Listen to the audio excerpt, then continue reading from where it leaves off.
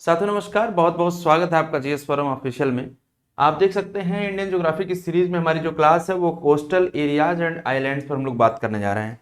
आपको पता है कि हर एक क्लास से एक क्वेश्चन आने की पॉसिबिलिटी होती है। ऐसे में बहुत ही तसल्ली से आप जवाब दीजिएगा। सबसे पहले तो ये है कि आप एक पेन एंड पेपर लेकर के बैठा करिए कि जो आप पढ़ रहे हैं और जो आप जवाब दे रहे हैं कितना प्रश्न आपका सही हो रहा है। आज की क्लास में कुल 18 क्वेश्चन यानी कि 18 क्वेश्चन है और इन 18 क्वेश्चन से आप इंडिया के कोस्ट लाइन के बारे में जानकारी प्राप्त करेंगे।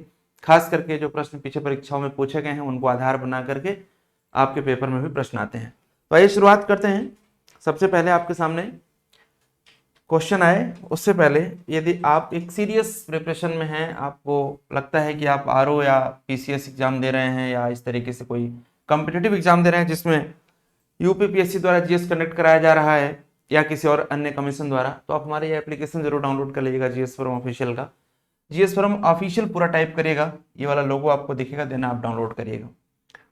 बढ़ते हैं पहले क्वेश्चन की तरफ। पहला क्वेश्चन आपके सामने स्क्रीन पर है, पढ़िए और जवाब देने की कोशिश करिए। आपको लगेगा कि सर ये तो बहुत आसान क्वेश्चन है, बहुत बार रिपीटेड क्वेश्चन है, यस, लेकिन इसके पीछे एक कहानी है जो बहुत महत्वपूर्ण है, आपको जानना चाहिए।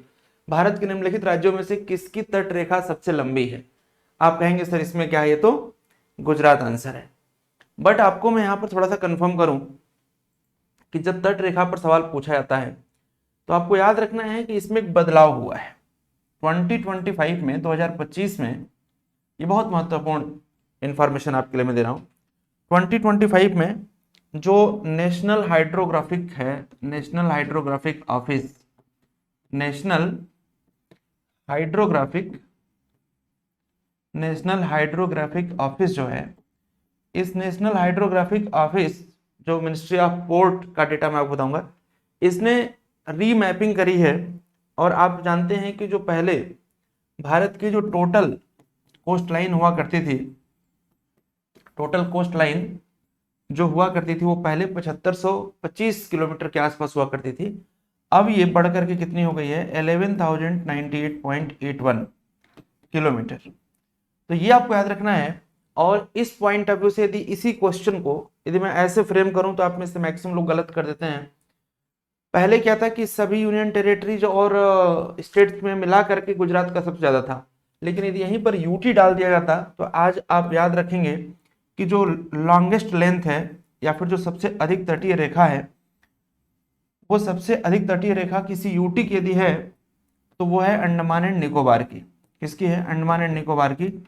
और ये अराउंड मान के चलिए कि 3083 किलोमीटर के आसपास है। कितनी पॉइंट में भी कुछ है, देख लीजिएगा, ठीक है। तो अब यहां पर सवाल उठता है कि यूटी और स्टेट दोनों यदि एक साथ देकर के पूछेगा तो याद रखना कि सबसे अधिक जो डेटा है किसका है? वो अंडमान एंड निकोबार का है। उसके बाद आप देखेंगे तो क्या है? गुजरात का है, ठीक है। यदि केवल स्टेट की बात आएगी तो अभी भी गुजरात सबसे ऊपर है। क्लियर? कमेंट करते रहिए, बताते रहिए।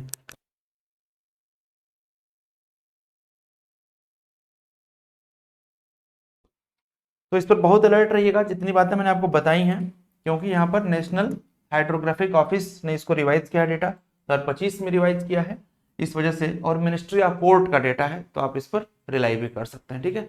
रेस्ट यदि आप ऑफलाइन क्लासेस या ऑनलाइन क्लासेस करते हैं हमारी, तो वहाँ पर सभी राज्यों का सारा डेटा और सारा कुछ कंटेंट आपको मिल जाएगा। आइए बढ़ते हैं आगे।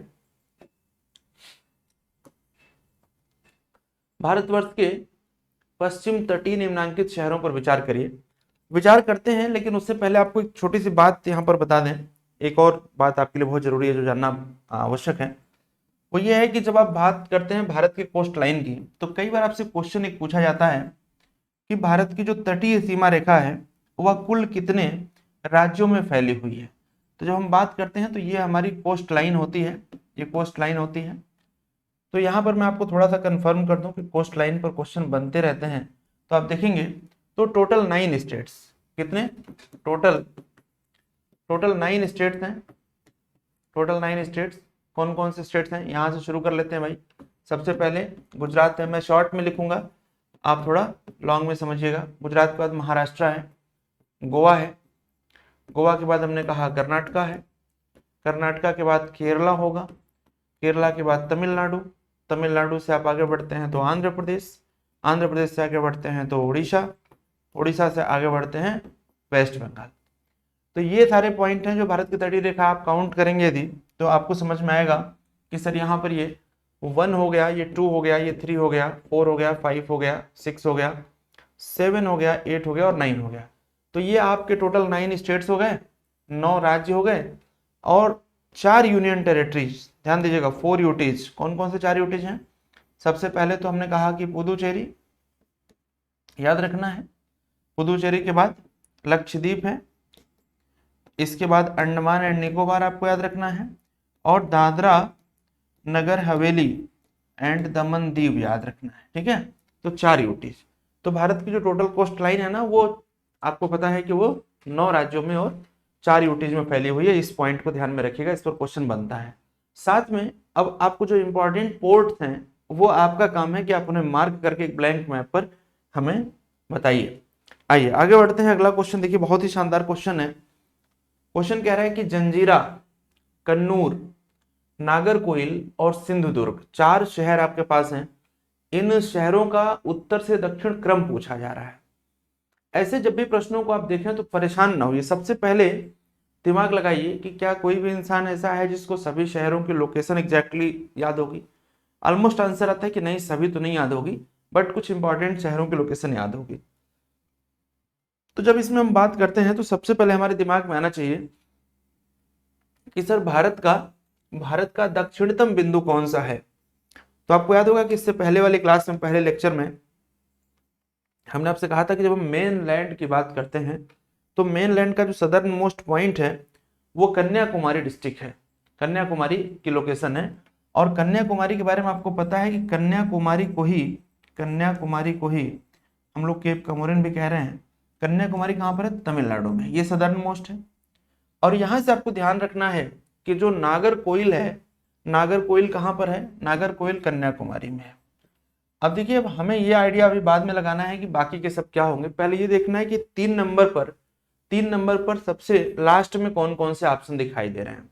तो बहुत क्लियर सी बात है कि 3 नंबर पर हमें जो ऑप्शन दिख रहा है या तो बी होगा, या तो सी होगा, या तो डी होगा। अब हम ये देखना है कि जंजीरा कहां पर है। तो जंजीरा आपको मालूम है महाराष्ट्र में है, उत्तरी महाराष्ट्र में है, नदर्न महाराष्ट्र में है। ये यदि नहीं भी मालूम है तब भी आप आंसर फाइंड आउट करेंगे। नदर्न महाराष्ट्र में है। कैसे करेंगे बताता हूं, समझने की कोशिश करना है। और कन्नूर कहां पर है? तो कन्नूर आपका केरला में, कन्नूर केरला में है। ठीक है। और सिंधुदुर्ग जो है वो सदर्न महाराष्ट्र में है, ये सदर्न महाराष्ट्र में है। तो चलिए अभी हम लोग महाराष्ट्र वाली बात को हटा देते हैं, पहले समझते हैं कि ये कन्याकुमारी में होगा, सबसे लास्ट में ये होगा। और ये दोनों यदि महाराष्ट्र में है तो इसका मतलब है कि इससे ठीक नॉर्थ में जो होगा वो कन्नूर होगा। तो हमें कन्नूर कितने नंबर पर मिलना चाहिए? 2 नंबर पर मिलना चाहिए। तो 2 नंबर पर मिल रहा है हमें ऑप्शन में डी में, यानी कि 1 4 2 3। ये आपका करेक्ट आंसर हो जाएगा, 1 4 2 3। इससे स्पष्ट क्या हो गया कि सबसे पहले जंजीरा होगा, जंजीरा के बाद हमने कहा आपसे क्या होगा? सिंधुदुर्ग होगा, और उसके बाद सिंधुदुर्ग होगा, और उसके बाद हमने कहा कन्नूर, और उसके बाद फिर कन्याकुमारी में आपका नागरकोइल। तो इस तरीके से यदि क्लास को आप अप्रोच करेंगे तो क्लासेस आपको समझ में भी आएंगी और आप आसानी से आंसर को फाइंड आउट कर पाएंगे।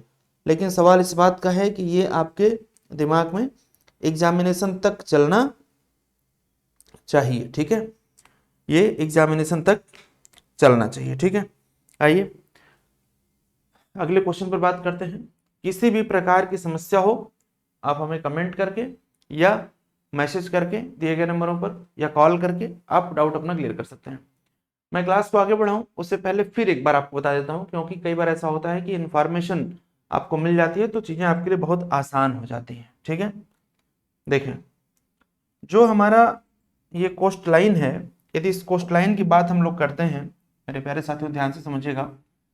तो इस कोस्ट लाइन की बात जब हम लोग करते हैं तो आपको पता है, मैंने इससे पहले भी क्लास में बताया है कि ये जो लोअर साउथ पार्ट है बेसिकली इसको आप कहते हैं मालाबार कोस्ट, मालाबार कोस्ट है ये। इधर वाले रीजन को हम लोग कोंकण कहते हैं। क्या कहते हैं? कोंकण कहते हैं, कोंकण कोस्ट। बीच में कर्नाटक वाले को कुछ लोग कन्नड़ कोस्ट भी कह देते हैं, और इधर गुजरात वाला जो कोस्ट है ये काठियावाड़ कोस्ट कहलाता है, काठियावाड़ कोस्ट कहलाता है। इसी प्रकार से इधर वाला रीजन ये उत्तरी सरकार या नदर्न सरकार कहलाता है, नदर्न सरकार कहलाता है।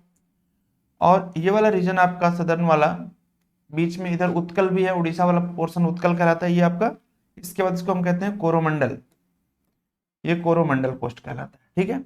इधर तमिलनाडु है और इधर केरला है, आइडिया आप लोगों को है ही है।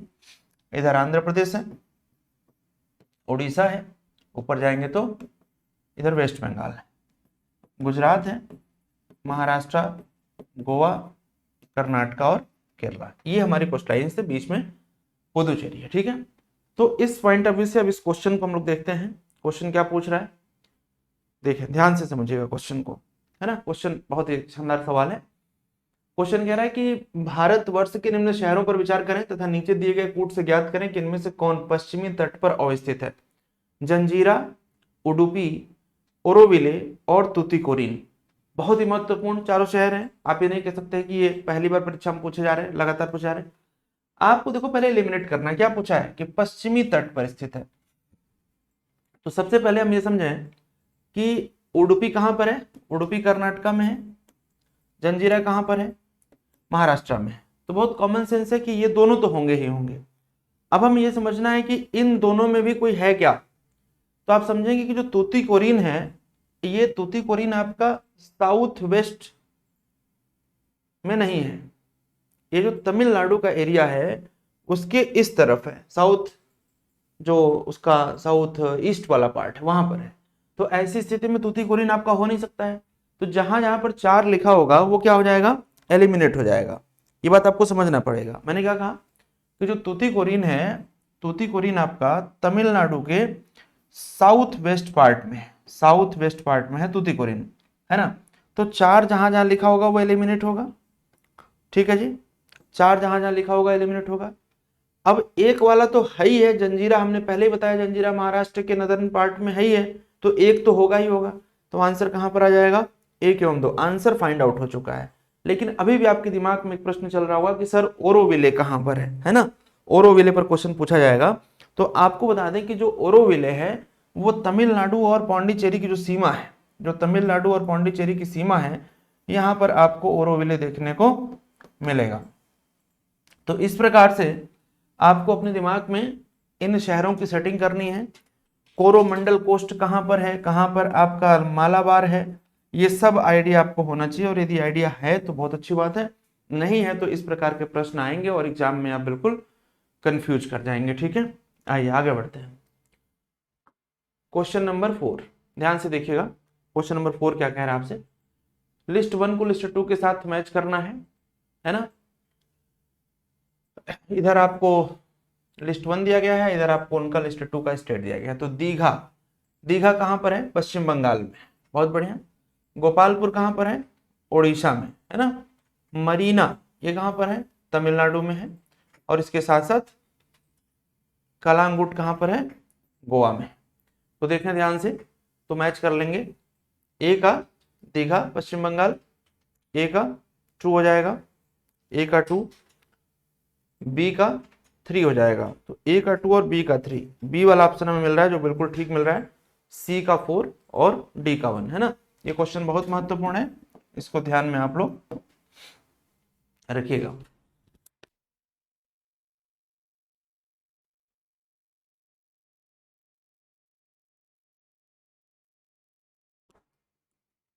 कमेंट करते रहेंगे, बताते रहेंगे आप लोग कि कोई कंफ्यूजन तो नहीं हो रहा है किसी प्रकार का, सारी चीजें क्लियर हो रही हैं। कोस्ट लाइन पर आपकी बहुत तगड़ी पकड़ होनी चाहिए, क्योंकि क्वेश्चन वहां से बनते ही बनते हैं। और खास करके तब जब 2025 में बदलाव हुआ है, तो 26-27 में क्वेश्चन में आ सकता है, ठीक है। क्वेश्चन नंबर 5 देखिए, भारत के निम्नलिखित तटों में से कौन कृष्णा डेल्टा एवं केप कमोरिन के बीच स्थित है।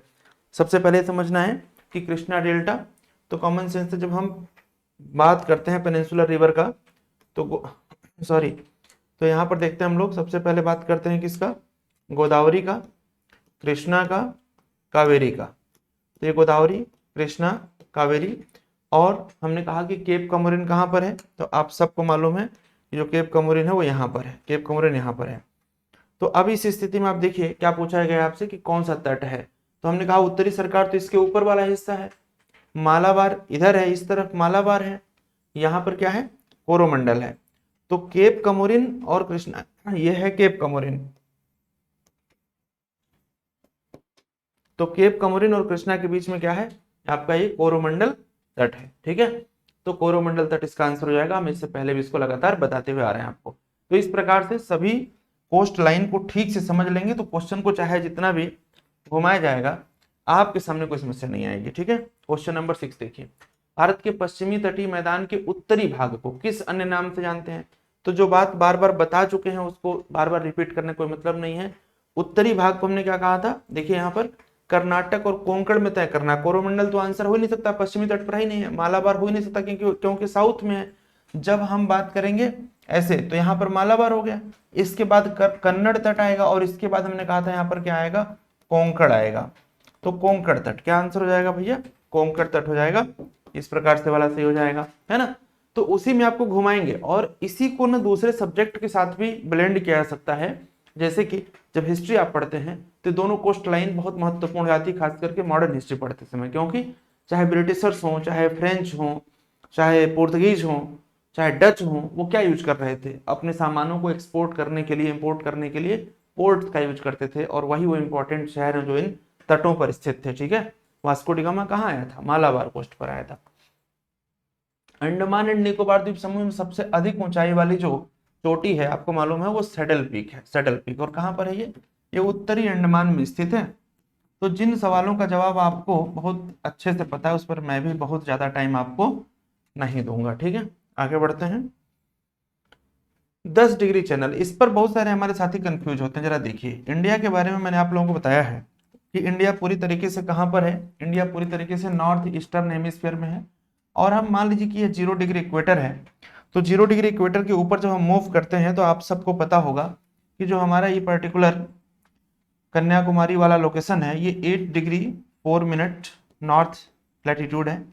जब अंडमान एंड निकोबार की बात करते हैं तो अंडमान एंड निकोबार द्वीप समूह कंटिन्यूअस नहीं है, बीच बीच में गैप है। और इसमें भी जब हम बात करते हैं कि अंडमान ये मान लो अंडमान है और निकोबार है तो कितने डिग्री से अलग हो रहा है, तो आपको याद रखना है कि यहाँ पर ये 10 डिग्री 10 डिग्री चैनल जो है, 10 डिग्री चैनल ये आपको क्या कर रहा है, अंडमान को निकोबार से अलग कर दे रहा है। तो इस तरीके से देखना, अंडमान को निकोबार द्वीप समूह से अलग कर देता है 10 डिग्री चैनल। इसी प्रकार से आपके दिमाग में आना चाहिए कि लक्षद्वीप और मिनिकॉय के बीच में क्या डिफरेंस है, और उसके साथ साथ जो नीचे आपका मालदीव है उसके साथ कैसे अलग हो रहा है। ये पूरा आइडिया मैप पर आप लोगों को होना चाहिए जिससे कि अपने पेपर को आप इजिली टैकल कर सकें। ठीक है, जो बैरन द्वीप है आपको पता है कि बैरन द्वीप कहां पर है भाई, तो बैरन द्वीप जो है ये नदर्न अंडमान में है। और जब आप बात करते हैं अंडमान एंड निकोबार की तो जितने भी यहाँ पर द्वीप हैं, शहीद द्वीप, स्वराज द्वीप, ये सब आपके दिमाग में होना चाहिए कि इनका नाम कब आया और ये यहाँ पर स्थित है। दूसरा पॉइंट याद रखेंगे कि यह इंडिया का एकमात्र एक्टिव वोल्केनो है, भारत का एकमात्र सक्रिय ज्वालामुखी है। इस पॉइंट को भी ध्यान में रखिएगा। इसके बाद जब बात करते हैं अंडमान एंड निकोबार में है तो बहुत कॉमन सेंस है कि भूमध्य सागर में तो हो नहीं सकता है, अरब सागर में, चीन सागर में, बंगाल की खाड़ी में। कहां पर होगा, बंगाल की खाड़ी में। ठीक है, इसके आगे बढ़ते हैं। राम सेतु, राम सेतु क्या सवाल आपसे पूछा जा रहा है, देखिए यदि आप कभी भगवान श्री राम की यात्रा के बारे में पढ़े हो तो आपको आइडिया होगा। प्रश्न का कंटेंट पढ़ के आप जवाब देने की कोशिश करें कि राम सेतु कहाँ से शुरू हो रहा है। काफी बढ़िया सवाल पूछा गया है, रिपीटेड सवाल होते हैं, बेसिकली परेशान करते हैं आप लोगों को। यदि आपको आइडिया नहीं है तो गड़बड़ हो जाता है मामला।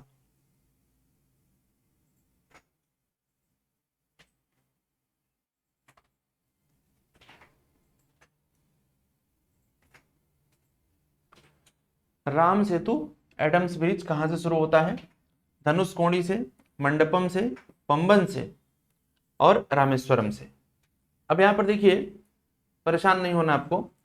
जैसे आपने पढ़ा होगा ना कि जब प्रभु श्री राम अपनी यात्रा किए तो उन्होंने समंदर में सेतु बना दिया, जैसे आप राम सेतु कह रहे हैं। ये जो राम सेतु आपको दिखाई दे रहा है ग्रीन कलर से मैंने मार्क किया है, इसके बारे में याद ये रखना आप लोगों को कि ये पंबन पंबन द्वीप जो है, पंबन द्वीप के धनुषकोडी से शुरू हो रहा है। कहां से शुरू हो रहा है? धनुषकोडी से। पंबन द्वीप के धनुषकोडी से शुरू हो रहा है, याद रखिएगा, है ना। धनुषकोडी से शुरू हो रहा है और भैया ये कहां तक जाना है आपको? श्रीलंका तक जाना है। तो पंबन द्वीप के धनुषकोडी से, विकल्प में दोनों दिया हुआ है, हमने क्या कहा? धनुषकोडी से शुरू हो रहा है, तो विकल्प में दोनों दिया हुआ है। अब टेक्निकली आप देखेंगे तो आप कहेंगे कि सर तो फिर तो आंसर भी हो सकता है, लेकिन जब दोनों दे दिया और स्टार्टिंग पॉइंट पूछ रहा आपसे कि कहां से शुरू हो रहा है, भाई मान लीजिए कोई बहुत बड़ा द्वीप है और उसका एक एंड से शुरू हो रहा है कोई चीज, तो उसको काउंट करेंगे ना, तो धनुषकोडी इसका आंसर हो जाएगा। और ये जाएगा कहां तक? ये मन्नार तक आएगा, मन्नार तक, ठीक है। ये पॉइंट जो है आपका श्रीलंका का मन्नार तक आएगा। तो याद रखिएगा धनुषकोडी से शुरू होकर के मन्नार तक जो है, ये है मन्नार तक, वही वाला सेतु है जिसके बारे में बहुत माइथोलॉजिकली बहुत कुछ पढ़ते हैं, सच है या क्या है वो आपका रिसर्च है, देखिएगा उसको, ठीक है। कौन सा एक प्रवाल द्वीप है? तो प्रवाल द्वीप कैसे बनता है समंदर में? भाई जब कॉन्सेप्ट क्लास पढ़ेंगे समझ में आएगा। समंदर में एक स्पेसिफिक ऑर्गेनिज्म होता है जिसे सी पॉलिप्स कहते हैं। वो क्या करते हैं? कैल्शियम कार्बोनेट, कैल्शियम कार्बोनेट क्या होता है?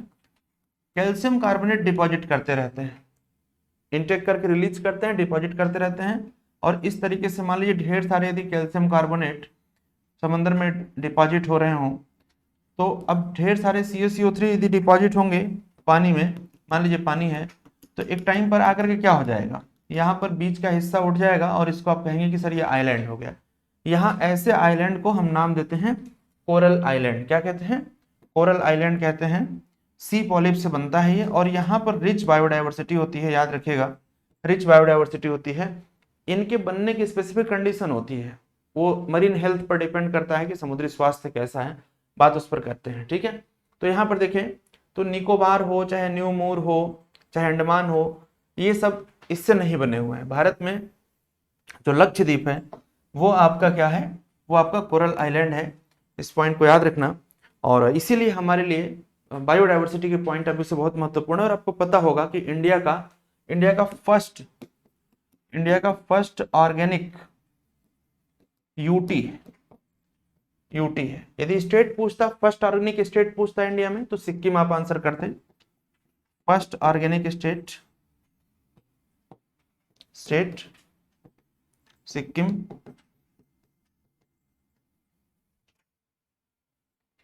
ठीक है जी। नेक्स्ट क्वेश्चन देखिए, कौन सा द्वीप भारतीय तटरेखा के सुदूरवर्ती द्वीप की श्रेणी में आता है? बहुत कॉमन सेंस है, क्या आता है? मिनिकॉय आता है, ठीक है। सुदूरवर्ती, under the category of island located from far from Indian coast line, है ना। तो भारतीय तटरेखा से सबसे दूर में यहाँ पर कौन है? मिनिकॉय है। निम्नलिखित भारतीय द्वीपों में से कौन सा द्वीप भारत एवं श्रीलंका के बीच स्थित है? तो बहुत कॉमन सेंस है, एलिफेंटा तो है नहीं, एलिफेंटा तो आपको पता है निकोबार भारत और श्रीलंका के बीच में नहीं है ना। साल सिटी जिस पर मुंबई शहर बसा हुआ है, ये भी नहीं है ना। रामेश्वरम करेक्ट आंसर हो जाएगा। याद रखिएगा, जो मुंबई शहर है, इतिहास इसीलिए कहते हैं पढ़ा करिए, इतिहास के साथ ज्योग्राफी को ब्लेंड किया करिए। साल सिटी और बसीन बहुत ही महत्वपूर्ण आइलैंड, तो पूरा जो मुंबई सिटी आपको दिखाई देता है ना, ठीक है। साल सिटी आइलैंड याद रखना। सर्वाधिक आबादी वाला द्वीप, तो देखिए माजुली क्या है? माजुली आपको पता है, माजुली असम के अंदर एक रिवराइन आइलैंड है। रिवराइन आइलैंड है, नदी के बीच में बसा हुआ द्वीप समूह है। द्वीप समूह क्या? द्वीप है ना। लेकिन यहाँ पर मैक्सिमम पॉपुलेशन नहीं है। अंडमान आपको पता ही है, लक्षद्वीप, साल सिटी का नाम अभी बताया है ना। जो मुंबई है, इन दिए गए विकल्पों में मुंबई या बॉम्बे जिसे आप कहते हैं, अंग्रेजों के टाइम पर बॉम्बे कहा जाता था, है ना। तो इसको याद रखिएगा। सारा कुछ आपके दिमाग में होना चाहिए। देखिए अगला क्या कह रहा है, अभी बताओ कि काठियावाड़ कोस्ट आपको समझ में आ रहा है? कच्छ की खाड़ी, खंबात की खाड़ी, ये सब समझ में आ रहा होगा, है ना। एक एक करके मिलाइए। सबसे इंपॉर्टेंट क्या कह रहा है? द्वारका। द्वारका कहाँ पर है? अरब सागर के तट पर है। तो द्वारका यदि अरब सागर के तट पर है तो C का 2 होना चाहिए। अब C का 2 देखिए एकमात्र ऐसा विकल्प है B वाला जिसमें दिखाई दे रहा है। इस हिसाब से हम देखें तो A का 3 कह रहा है, A का 3, B का 4 होना चाहिए और D का 1 होना चाहिए। तो बिल्कुल ठीक नजर आ रहा है, जो विकल्प दिया गया उसके हिसाब से यदि बात किया जाए, है ना। तो जो दीव है वो हमने आपको पहले ही बताया था, जो दीव है वो कहाँ पर है, काठियावाड़ तट पर है, पहले ही बताया था। तो डी का वन भी देखिए कई विकल्प है, इसका मतलब है बी वाला आंसर आपका बिल्कुल एब्सोल्युटली करेक्ट है। इस हिसाब से आप फाइंड आउट करेंगे तो ए का 3 याद रखिएगा, वेयंत शायोधर जो है वो कच्छ की खाड़ी में है, और इस हिसाब से बी का 4 यदि हम फाइंड आउट करते हैं तो पीरम आपका कहाँ पर है, खंभात की खाड़ी में है। कहना क्या चाहता हूँ कि सारे 4 के 4 विकल्प आपको मालूम ही हो ऐसी कोई जरूरी बाध्यता नहीं है, आंसर फाइंड आउट हो जाएगा एग्जाम में यदि आप बेसिक बातों को समझते हैं तो। ठीक है, क्वेश्चन नंबर 15 के आगे 16 देखते हैं। कोरी क्रीक पर कई बार क्वेश्चन पूछा गया है ना, निवेशिका कहाँ पर स्थित है, कच्छ की खाड़ी में है, खंभात की खाड़ी में, कच्छ के लिटिल रैन में है, या फिर रैन ऑफ कच्छ में है ना। आप लोग भी थोड़ा सोचने का कोशिश किया करिए कि क्या आपको जवाब मिल रहा है नहीं। तो आपको मालूम है कि ये सरक्रीक रेखा के बिल्कुल पास में है, जो रैन ऑफ कच्छ है यहाँ पर सरक्रीक रेखा के पास में ही है, और यहाँ से इंडिया और पाकिस्तान का डिवीजन भी इधर हो जाता है, इंडिया और पाकिस्तान का डिवीजन। ठीक है, इस पॉइंट को याद रखना, गुजरात के अंदर काफी महत्वपूर्ण है, क्वेश्चन बार बार पूछा जाता है आपकी परीक्षाओं में। ठीक है, सेकेंड लास्ट क्वेश्चन है इस क्लास का, जवाब दीजिएगा क्या पूछा जा रहा है। निम्नलिखित में से कौन सा सही सुमेलित है, औरंगाबाद आंध्र प्रदेश, पालनपुर गुजरात, हुबली महाराष्ट्र, गुंटूर उड़ीसा। ये तो बहुत आसान सवाल है, मुझे लगता है आप लोग बता देंगे। सही सुमेलित है ये पूछा हुआ है आपसे, ठीक है, बताइए। हालांकि याद रखेंगे आप लोग, इस क्वेश्चन का संबंध कोई खास तटीय रेखा से नहीं है, लेकिन फिर भी शहर और राज्य दिया हुआ तो आपको आइडिया होना चाहिए। गुंटूर कहाँ पर है, गुंटूर आपका आंध्र प्रदेश में है, बाकी सारे मैच कर रहे हैं। ठीक है, हाँ, हुबली को लोग कई बार हुगली समझ लेते हैं तो गड़बड़ कर देते हैं। ठीक है, हाँ, सही सुमेलित है, ये माफ करिएगा, क्वेश्चन में कुछ एरर लग रहा है। औरंगाबाद आंध्र प्रदेश, औरंगाबाद कहाँ पर है भाई, महाराष्ट्र में है, सही सुमेलित है,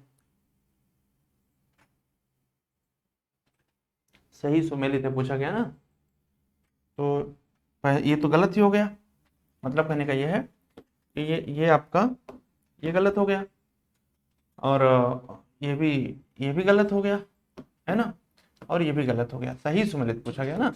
तो पालनपुर कहाँ पर है, गुजरात में, बी वाला आंसर बिल्कुल ठीक है, बी वाला, बाकी सारे के सारे गलत हो गए। कई बार ऐसा होता है कि जल्दीबाजी में यदि आप क्वेश्चन पढ़ते हैं, या कुछ भी यदि दिमाग में 1% भी कहीं कोई बात आ गई क्वेश्चन को पढ़ते समय आपके, तो क्वेश्चन का आंसर गलत हो सकता है, क्योंकि सही है और सही नहीं है ये वाला बहुत ज्यादा परेशान करता है। ठीक है, याद रखना।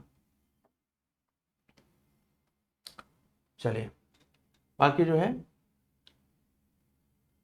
इस क्वेश्चन का मतलब देख सकते हैं आप, वैसे तो कोस्ट लाइन से नहीं है लेकिन लास्ट क्वेश्चन है, तो बता दिए। छत्तीसगढ़ का मैदान है, झारखंड छोटा नागपुर का मैदान है, महाराष्ट्र वृष्टि छाया प्रदेश है, या फिर आंध्र प्रदेश मलनाड। क्या पूछा है इसमें, कौन सा सही सुमेलित नहीं है ये आपको बताना है। अब चूंकि अगला जो टॉपिक आपका होगा वो क्या होगा, जो भारत के स्टेट्स हैं और जो भारत के यूटीज हैं उनमें जो स्पेसिफिक फीचर्स हैं वहां से सवाल पूछा जाएगा। ठीक है, तो बताना है आपको कौन सा सही सुमेलित नहीं है ना। तो बहुत कॉमन सेंस है, बचपन से पढ़ते आ रहे हैं कि छत्तीसगढ़ तो छत्तीसगढ़ का मैदान मिलेगा ही, झारखंड में छोटा नागपुर पठार ये भी मिलेगा आपको। वृष्टि छाया प्रदेश इसलिए है महाराष्ट्र में क्योंकि आपको पता है कि जब वेस्टर्न घाट में बारिश होगी तो उसका अपोजिट में नागपुर, जैसे मान लीजिए यहाँ पर बारिश नहीं होगी क्योंकि वो रेन साइडो जोन में पड़ेगा, है ना, ऊंचाई ज्यादा है वेस्टर्न घाट की, उस तरफ वृष्टि छाया क्षेत्र बनेंगे, तो ये भी सही है। आंध्र प्रदेश मलनाड, मलनाड जो है ये कर्नाटका में, मलनाड एक पहाड़ी है, कहाँ पर, ये कर्नाटका में, महाराष्ट्र में नहीं, तो इसलिए आपका आंसर जो होगा वो डी वाला हो जाएगा, ये सही सुमेलित नहीं है। तो इसी प्रकार से पर डे आपको हमारे साथ ठीक 8 बजे जुड़ना है। लाइव क्लास आपकी होगी, इफ इन केस लाइव नहीं हो पाती है तो रिकॉर्डेड क्लास आपको मिल जाएगी, लेकिन टॉपिक वाइज मिलेगी, सब्जेक्ट वाइज मिलेगी। यूपीपीसीएस अपर सबऑर्डिनेट हो, आरओ एआरओ हो, या इस प्रकार की कोई अन्य परीक्षा हो, तो ऐसे में यह चैनल आपकी काफ़ी मदद करेगा। यदि आप आरओ एग्जाम की प्रिपरेशन कर रहे हैं या पीसीएस की प्रिपरेशन कर रहे हैं तो हमारा एप्लीकेशन डाउनलोड करिए, और वहाँ पर हमारे बहुत ही प्रीमियम कोर्सेज पड़े हुए हैं। एप्लीकेशन का नाम क्या है, जीएस फोरम ऑफिशियल, ये जरूर डाउनलोड करिए, रजिस्टर करिए, और साथ में एमसीक्यू क्लासेस के लिए और एग्जाम ओरिएंटेड कंटेंट के लिए आप चैनल को सब्सक्राइब करिए। मिलते हैं रात को 8 बजे लाइव क्लास में। बहुत बहुत धन्यवाद। नमस्कार।